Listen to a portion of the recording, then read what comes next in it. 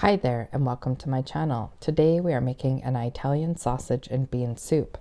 For this recipe, I'm using a combination of fresh, frozen, and canned ingredients. I'm trying to use up as much of my frozen stuff as I can to make room in the freezer for more veggies, so I have included some frozen chunks of pumpkin in there. I started by frying the Italian sausage with its cases on, just in the frying pan like this, because I wanted to cut them up into little slices and I didn't want the sausage casings to fray. Because I'm a little bit of a silly Billy Willy, I thought that I would put this in the crock pot because we were busy doing some cattle work this day, and the crock pot isn't the best vehicle for this, so I'll tell you why in a little bit. So I transferred everything to a pot to start with and cooked those frozen ingredients down until they were unthawed. No need to clean out your frying pan after the sausage in there, so I just added my onions and garlic to that.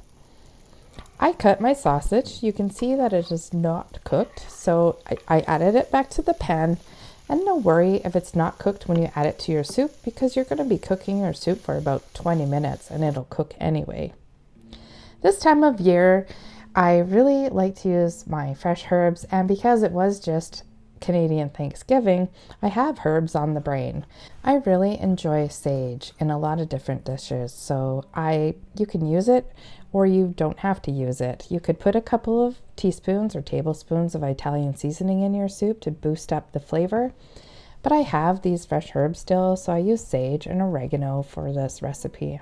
Really complemented the sausage nicely. I also have fresh spinach, though its time is coming to an end, so I am trying to use as much of that up as possible. So I just roughly chop that and add it to my recipe.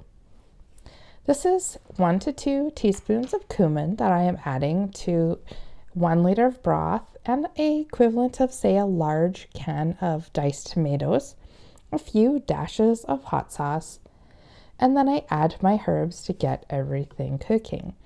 Now, the reason why I say I wouldn't suggest a crock pot like I transferred mine into after this picture was taken was because the pumpkin went to mush. I would still like to have had pumpkin pieces in there, and the beans really started to fall apart, and it's more pleasing to the eye.